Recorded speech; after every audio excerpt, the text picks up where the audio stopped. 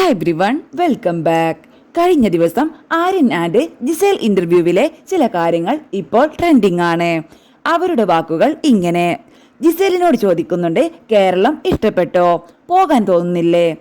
കൊച്ചിൻ കേരള വളരെ ഡിഫറെന്റ് ആണ്. ഞാൻ ആലപ്പുഴയാണ്, അവിടെ ഒരു വില്ലേജ് സ്റ്റൈലാണ്. എന്റെ വീട്ടിൽ കുറച്ച് നാടനായിട്ടാണ്, ഇവിടെ കൊച്ചിൻ കുറച്ച് മോഡേൺ ആണ്. വീട്ടിലാവുമ്പോൾ ചുരിദാറ്, പൊട്ട്, ചന്ദനം അങ്ങനെയാണ് നടക്കാറ്. മമ്മി കുറച്ച് സ്ട്രിക്റ്റ് ആണെന്ന് തോന്നുന്നു എന്ന് പറഞ്ഞപ്പോൾ ആര്യൻ പറയുന്നുണ്ട്, അവർ ഒരു സ്ട്രോങ് വുമൺ ആണ്.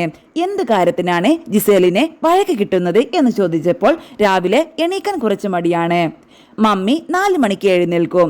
അപ്പോൾ മമ്മിയും വിചാരിക്കും ഞാനും 4 മണിക്ക് എണീറ്റാൽ എല്ലാ പ്രോബ്ലവും സോൾവ് ആവുമെന്ന്. ഇത് എല്ലാ അമ്മമാരുടെ കോൺസെപ്റ്റും ഇങ്ങനെ തന്നെയാണെന്ന് ആര്യൻ പറയുന്നുണ്ട്. അമ്മ വീട്ടിൽ വന്നപ്പോൾ ഞാൻ വിചാരിച്ചു എന്നെ ഭയങ്കര മിസ്സിംഗ് ആയിരിക്കുമെന്ന് അമ്മയ്ക്ക് എന്ന് ജിസേൽ പറയുന്നുണ്ട്. ഞാൻ എപ്പോഴും നോക്കിയത് മമ്മിയുടെ ഐബ്രോ എന്താ ഇങ്ങനെ ഇരിക്കുന്നത് എന്നാണ്. ഞാൻ തന്നെയാണ് വീട്ടിൽ മേക്കപ്പ് ചെയ്യാറ്. ശേഷം ആങ്കർ പറയുന്നുണ്ട്, ജിസേൽ മലയാളം നല്ല ഇംപ്രൂവ് ആയിട്ടുണ്ടല്ലോ. അതെ, ജിസേൽ മലയാളത്തിൽ ഒരു 1 സ്റ്റെപ്പ് മേലിൽ തന്നെയാണ് ഇപ്പോൾ നിൽക്കുന്നത്. മലയാളം വായിക്കാൻ അറിയുമോ എന്ന് ചോദിച്ചപ്പോൾ കൊച്ചിലെ ബാലരമ വായിച്ചിട്ടുണ്ടെന്ന് ജിസേൽ പറയുന്നുണ്ട്.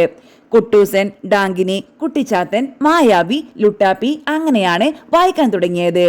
ഞാൻ എൻ്റെ കസിൻസിനോട് പറയുമായിരുന്നു എന്നെ വായിച്ചു കേൾപ്പിക്കുകയെന്ന്.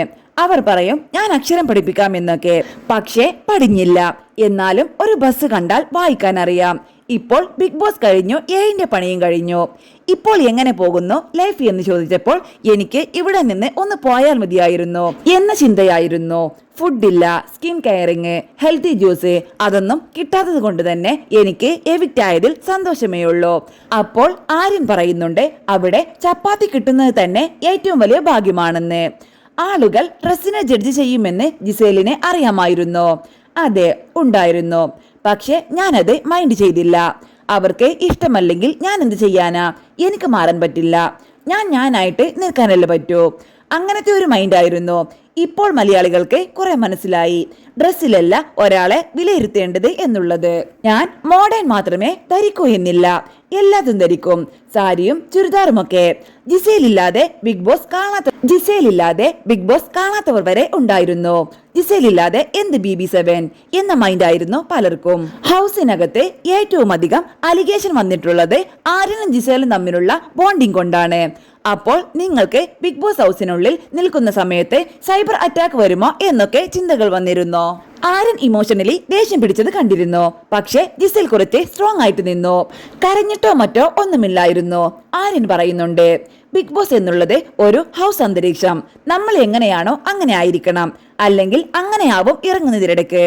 അത്രയും ക്യാമറയ്ക്ക് മുന്നിൽ ആളുകളെ നമ്മൾ കൺവിൻസും ചെയ്യിക്കേണ്ടേ? അല്ലാതെ നിങ്ങൾ എന്തെങ്കിലും പറഞ്ഞോളൂ, ഞാനൊന്നും ചെയ്തില്ല എന്ന് കരുതി നിസ്സാരമായി തള്ളിക്കളഞ്ഞാൽ ആ ഒരു ആറ്റിറ്റ്യൂഡ് മലയാളീസിന് ഇഷ്ടമല്ല.